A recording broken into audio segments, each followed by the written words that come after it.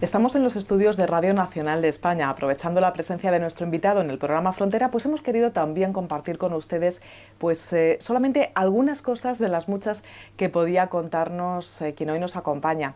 Es el padre Manuel Guerra, que es doctor en teología y en filosofía, es consultor del Secretariado de Relaciones Interconfesionales de la Conferencia Episcopal Española y es, seguro que muchos de ustedes le conocen, un gran experto en el tema de las sectas y de la masonería. Hoy está con nosotros en Últimas Preguntas. Buenos días.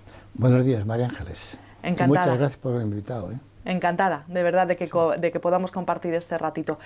Padre Manuel Guerra, usted ha publicado recientemente en la editorial Secotia el libro Masonería, Religión y Política.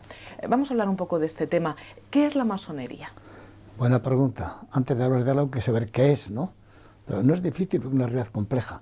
Podemos definirla como una asociación secreta, muy jerarquizada, que trata de transformar al hombre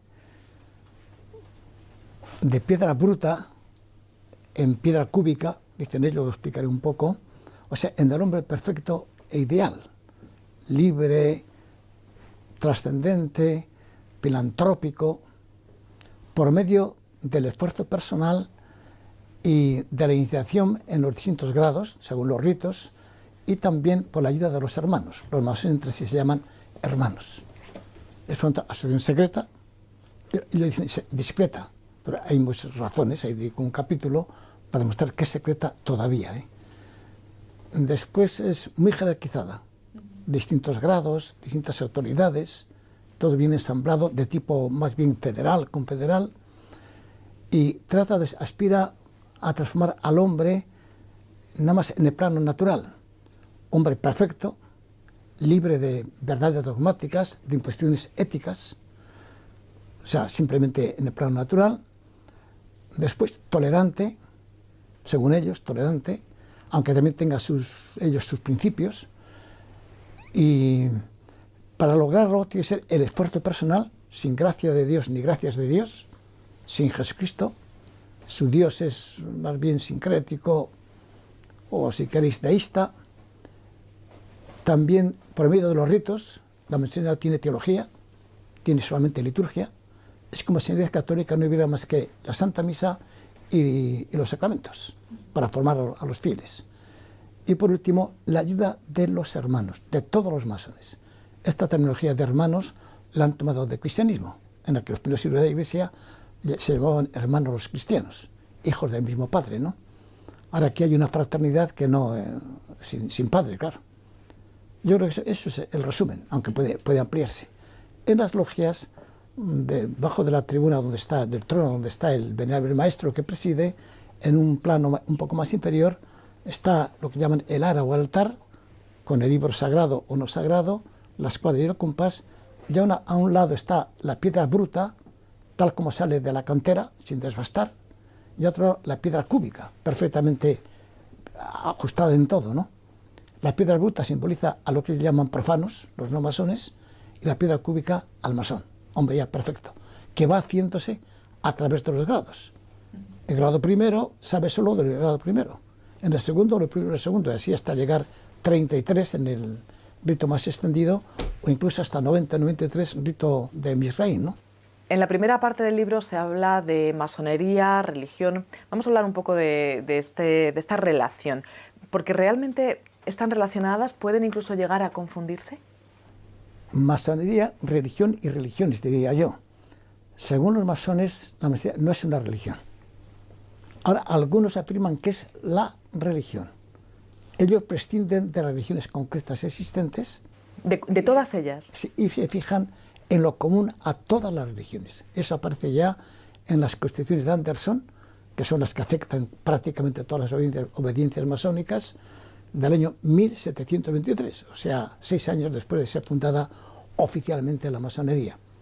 Dice que hay que buscar lo común a todas las religiones.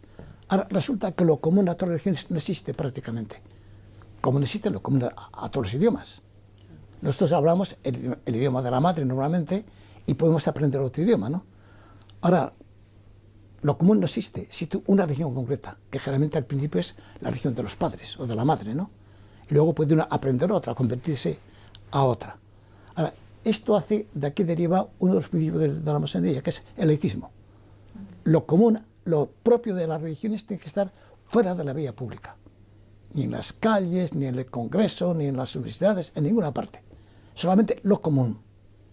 Por eso, fuera crucifijos, fuera símbolos religiosos, ¿no?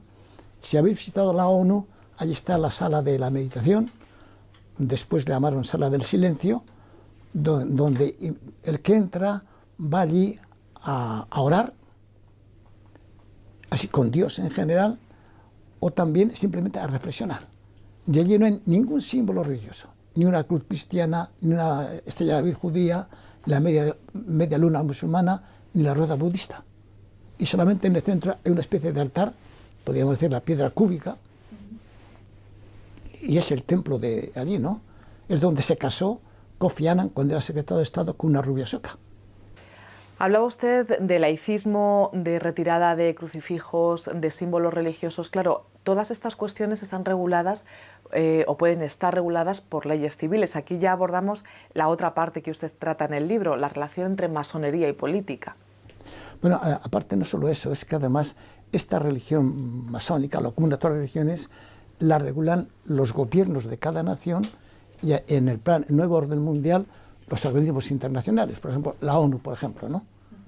Volvemos un poco a las religiones étnico-políticas de la antigüedad, griegas, romanas, por ejemplo, indoeuropeas, celtas, donde, date cuenta que varios clanes juntos, varias familias fueron un clan, varios clanes una tribu, varias tribus una nación, varias naciones un imperio.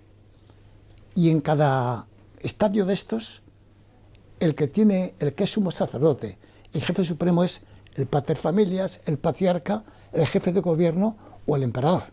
Pensemos en Roma o los incas o los aztecas, ¿no?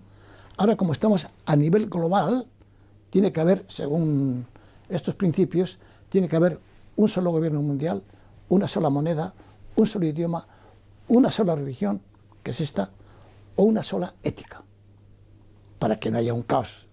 Sin código de circulación y sin señales de tráfico, sería el caos en las ciudades, ¿no?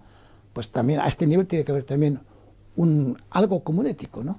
Y ahora en el Parlamento que hubo de las religiones, en el año 1993, después del 5º aniversario del descubrimiento de América, se partió del amar al prójimo como a uno mismo. Eso me parece bien, ¿no?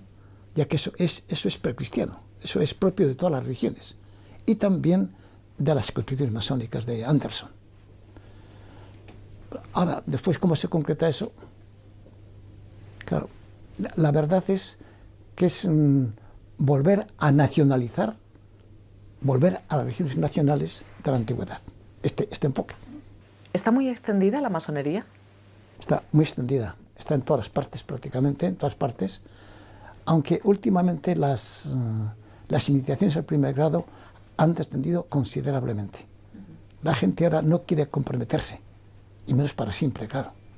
Ese motivo han descendido, pero en el libro pongo los descensos que ha habido, es un descenso considerable, pero aún tiene mucho influjo. Están prácticamente en todos los gobiernos y en la ONU, claro, evidentemente, ¿no? Y en la UNESCO. Todas las personas por naturaleza tenemos una dimensión espiritual, una dimensión religiosa. Por lo que usted nos ha estado contando, padre Manuel Guerra, ¿se trata con la masonería o la masonería trata de eludir esta parte, esta dimensión espiritual del hombre? Hasta cierto punto sí, ya que si prescindimos de un Dios personal, el Dios impersonal, pues es un Dios que no exige cuentas, ¿no? Con lo cual me dijo yo un Dios. Yo soy el que digo, esto está bien, esto está mal, ¿no? Que en el fondo es lo que está haciendo ayer. Lo que hizo ayer, por ejemplo, el Tribunal Constitucional fue eso. Esto es así, esto es asado. Ahora, el hombre es religioso por naturaleza. El gran historiador rumano, Mircea Eliade, dice que el sentido religioso no es un estadio de la evolución humana, sino algo connatural a la estructura del ser racional. Solamente el ser racional puede ser religioso. Las plantas y los animales no son religiosos. Más aún, yo estoy de acuerdo con el gran novelista ruso Dostoyevsky, que en El adolescente afirma: el hombre tiene necesidad de arrodillarse ante algo o ante alguien. Si no se arrodilla ante Dios, lo hará ante un ídolo de oro, de plata o simplemente imaginario. Esos son idólatras no ateos. Idólatras es el nombre que les cuadra. Hasta aquí la cita de Dostoyevsky. El gran pecado actual es la idolatría. Es prescindir del Dios y erigirnos un ídolo, que en la Revolución Francesa, como sabes, fue la diosa Razón con mayúscula, que era una participante de la ópera parisina, que quitaron a Notre Dame, Nuestra Señora de su hornacina, y pusieron a la diosa Razón, representada por esta corista de la ópera parisina. Y claro, en lugar de la Padre Santísimo pusieron dos, a la Fraternité y a la Égalité. Después viene el poder, el placer. Todos tenemos algún ídolo, fácilmente. Por eso a mí me llamó la atención cuando un hombre de cierta importancia política, en un programa de televisión le preguntaron ¿cuál es el mandamiento que más le cuesta cumplir? Dijo, el primero, adorarás a Dios. Porque es tan fácil no adorar a Dios, tener otros ídolos. Y yo creo que acertó, Yo creo que acertó. O sea, si no adoramos a Dios, adoramos a un ídolo. A propósito de esta necesidad espiritual, de esta dimensión espiritual de la que estamos hablando, pues lógicamente las personas buscamos respuesta a esa necesidad. Normalmente lo hacemos en las grandes religiones, en el cristianismo, judaísmo, en el islam, pero también se puede buscar en pseudo religiones, en sectas incluso. El hombre busca siempre. Más aún el masón Lexin, este dramaturgo alemán, dice, si a mí Dios me ofreciera en una mano la verdad, en otro la búsqueda, le diría, la verdad, quédate con ella. A mí dame la búsqueda, pero claro, buscamos, y a veces vamos por el desierto toda la vida buscando un oasis que termina siendo un espejismo.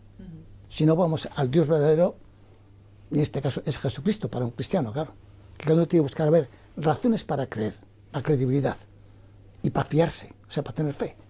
Fe es fiarse de alguien, confiar en alguien, ¿no? La fe religiosa es confiar en Jesucristo. Cuando falla la fe, ya viene una crisis, viene un poco el purgatorio, ¿no?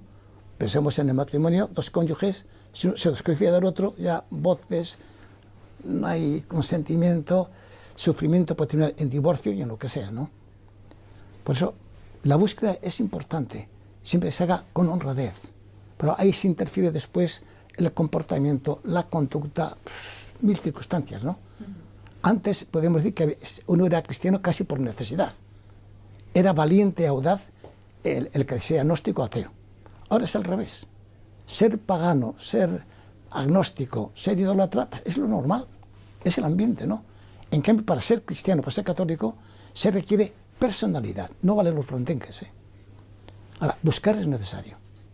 Incluso cuando uno cree en Jesucristo, hay que andar más profundamente. Jesucristo tiene la suerte de que, como es Dios, por mucho que ahondes, no llega al final. En cambio, en el amor humano, a veces nos quedamos en las apariencias y al conocerse más con el trato, viene la desilusión. A no ser que uno llegue a la madurez y se entregue más al otro. Hace apenas unos meses el Papa abrió el año de la fe. Se ha debatido, se está hablando mucho sobre nueva evangelización. No sé, en relación con esto que estamos hablando hoy, ¿qué le sugiere a usted? Hombre, estamos pasando esta época que es la nueva orden mundial, que no sé por qué algunos se oponen abiertamente a ello, no lo sé.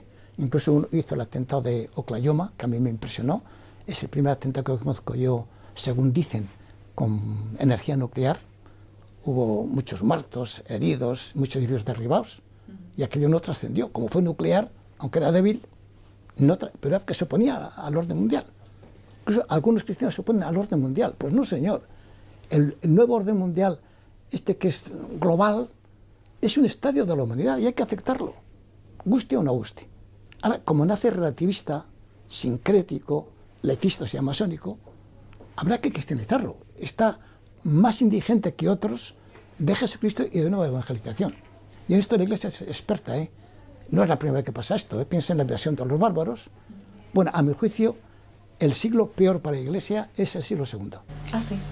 En el que primero mataban a los cristianos, Pensemos en Orígenes, siglo II, siglo III, matan a su padre que muere mártir, confiscan sus bienes, porque además se confiscaban los bienes, ¿no? Con 18 años tiene que empezar a dar clases de filosofía cristiana, o sea, doctrina cristiana, para poder mantener a su madre y a sus 7 hermanos más pequeños que él. Claro, se tuvo un genio y Orígenes salió adelante. Aunque las clases tenían que cambiar de casa continuamente, pues si no los perseguían, ¿no? Y había alboroto.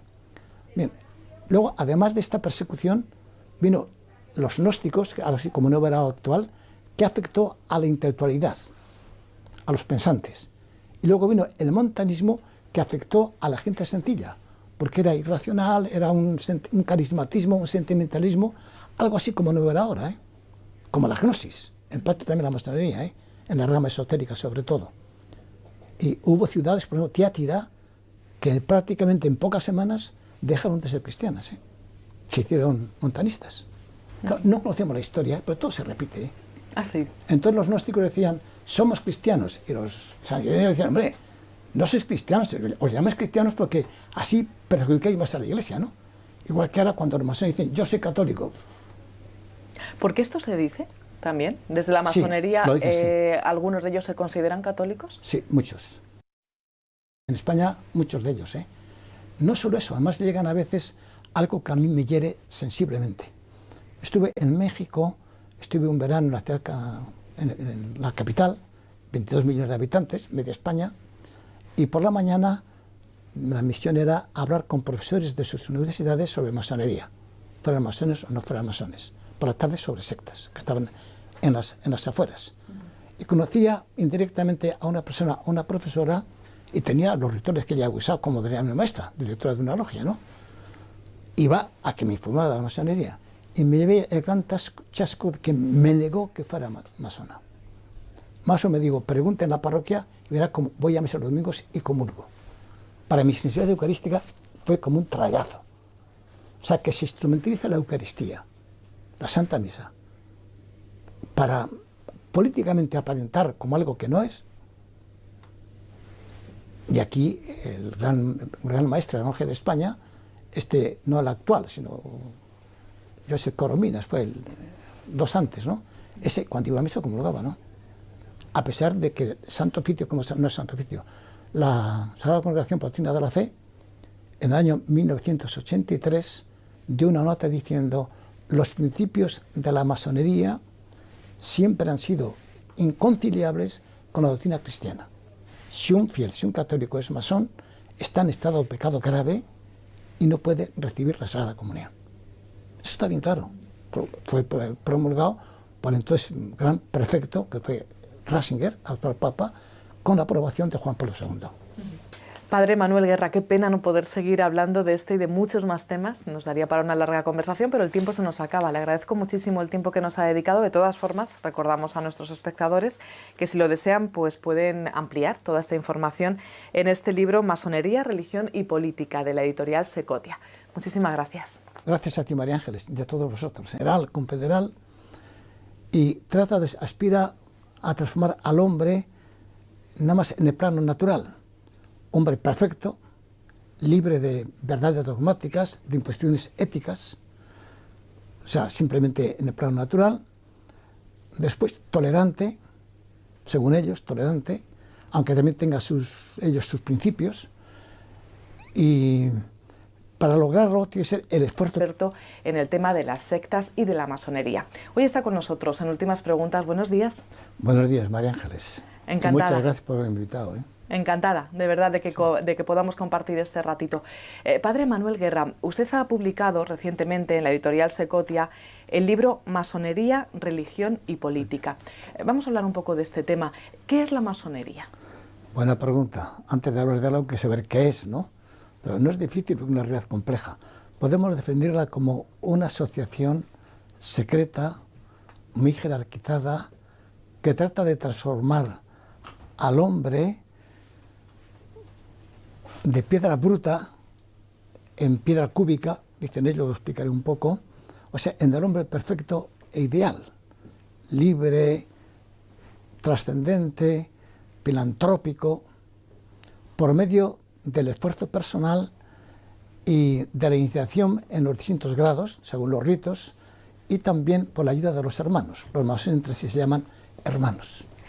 Es una asociación secreta, y lo dicen discreta, pero hay muchas razones, ahí dedico un capítulo para demostrar que es secreta todavía.